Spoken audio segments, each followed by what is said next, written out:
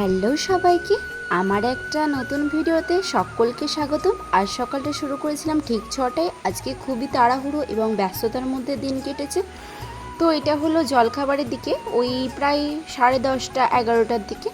আজকে এতটাই গরম ছিল যে আজকে মাকে বললাম একটু কোয়াশ করো। তো যাই হোক, আজকে একটু কাজ টাজ করছিলাম। মা আজকে খুবই ব্যস্ত ছিল। আজকে বৃষ্টি একদমই হয়নি, কিন্তু তাও কাজ তো করতে হবে, যতই গরম করুক কাজ ফেলে রাখা যাবে না।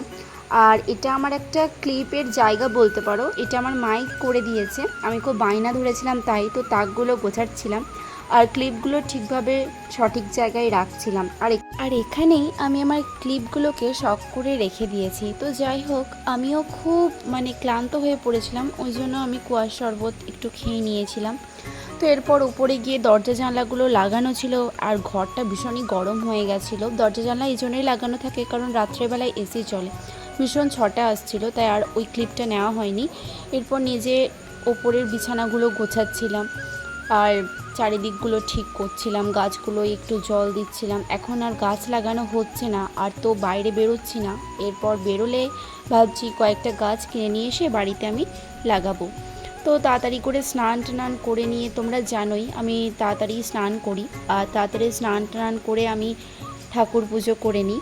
তো আজকেও সেটাই করেছিলাম।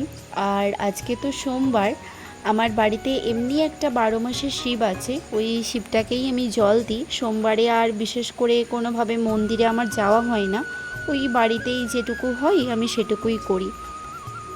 আর আমার এই প্রত্যেক দিনের জীবনে কি কি করি না করি, ছোটোখাটো জিনিসগুলো তোমাদের সাথে শেয়ার করতে আমার খুবই ভালো লাগে। আমিও তোমাদের কাছ থেকে প্রচুর ভালোবাসা সাপোর্ট পাই, তার জন্য সবাইকে অনেক অনেক ভালোবাসা, অনেক অনেক থ্যাংক ইউ। আর তোমরা সবাই জানো এটা আমার একটা সোনা, এটা আমার একটা বেটা। তো এরপর আমি নিচে চলে গেছিলাম খেতে। আজকে রান্নায় অনেক কিছুই ছিল, বুঝতেই পারছো একটা বাটি কিন্তু ফাঁকা।